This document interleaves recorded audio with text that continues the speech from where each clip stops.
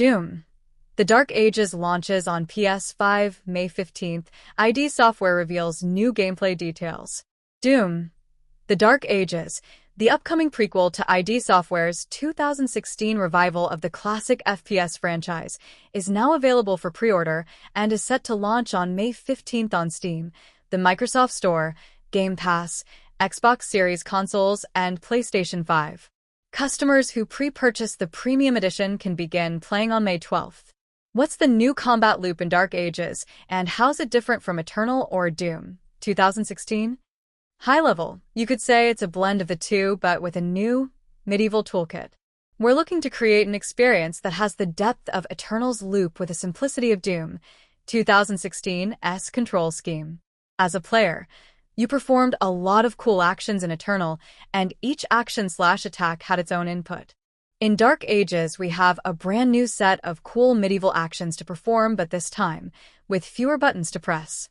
The system requirements confirm that the game requires a GPU capable of hardware-assisted ray tracing, even at the lowest graphics settings.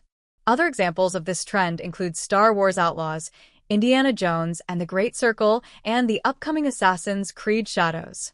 What do the rings around enemies indicate? The yellow rings you see appearing around the characters are falter indicators. Falters is a meta in Eternal and 2016. Great players figured out what caused falters, and they started to stack those attacks to stunlock powerful enemies, which is what we hoped they'd do.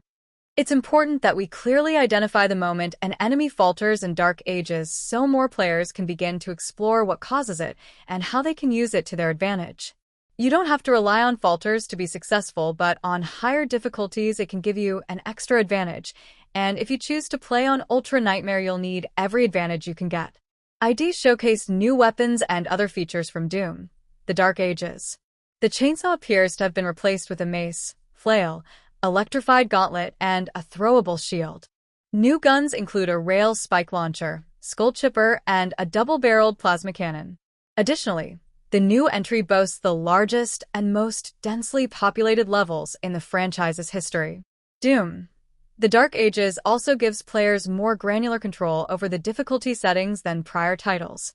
The options menu includes sliders for player damage, enemy damage, the parry window, overall game speed, and more. More story in Doom? Yes. There are 3 pillars of engagement in Dark Ages: combat, exploration, and story. 3 reasons to play. Narrative is just one of them. Players don't want a story in Doom. They want a good one, something that enhances the power fantasy, gives you even more motivation to fight through to the end of the campaign. Through story, we can build bigger and better adversaries, worlds to discover, and obstacles to overcome. The story's synopsis reads, with the Slayer imprisoned at the start of Dark Ages, the balance of power between good and evil is shifting, and time is running out.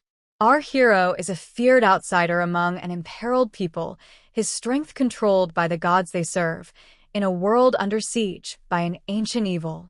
At this point in the Doom universe timeline, this game being a prequel, we start at the beginning of the Slayer's time with the Sentinels. He is the Outlander, blessed with power by the Sentinels' gods, known as the Makers. Our subjugated hero stands now as the superweapon in a medieval war against the armies of hell.